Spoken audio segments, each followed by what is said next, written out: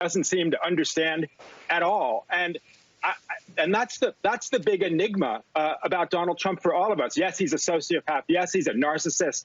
But it's as though he doesn't understand anything about this country. And I'm going to go to another point about that. That's an even darker point.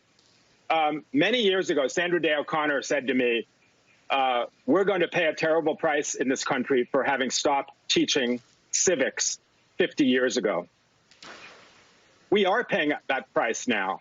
What I wonder when I hear Donald Trump say these things, and when I hear him calling people in the military and vets and people who are captured suckers or losers, I mean, how many other Americans think that? How many other Americans think, yeah, he's got the right idea about things? You know, those guys are suckers. I mean, that's what scares me. And that's what scares me, you know, going up to November 3rd. Are people paying attention to this?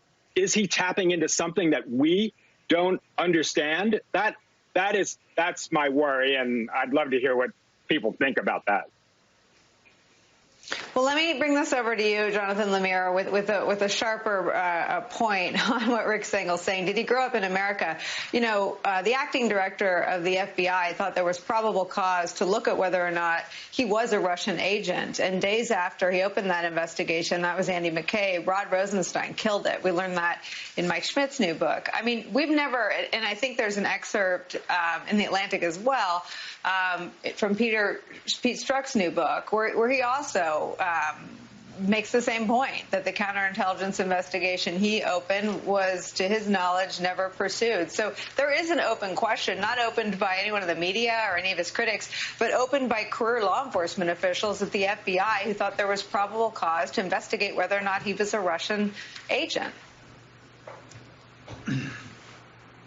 We've never been here before, Nicolle. I mean, that is clear. And you're right. These aren't political attacks. They aren't smears by members of the unfriendly press. These were law enforcement investigations. These were seasoned career pros who thought there was reason to look into this and to wonder if the president did have some sort of ties, some sort of links to Moscow. And certainly, the way he's conducted his foreign policy since has not silenced those questions. You know, from every corner of the establishment, including even, it's a rare issue where fellow Republicans have broken with him in terms of the way that the president has been so deferential to Vladimir Putin time after time.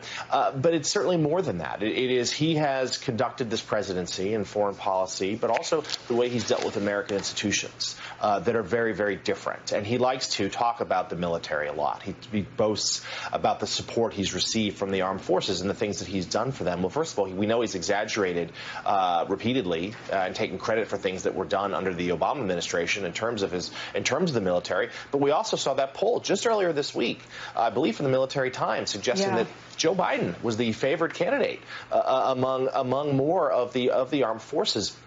And this is certainly the events of this last couple of weeks, last day or so. It probably doesn't change that. And I think, of course, that is the lens here that we have to look through a lot of this, is that we are now just 2 months from the election. The president is down. His team is certainly striking a more optimistic note that they've closed the gap. The public polling doesn't really reflect that. But he can't afford to lose any sort of support, including among the military. And certainly these comments are going to be very damaging, as they are rightly being condemned from both sides of the aisle. Joe Biden, Kim Atkins, out with a very strong rebuke of Donald Trump's comments, the most, I think, passionate sort of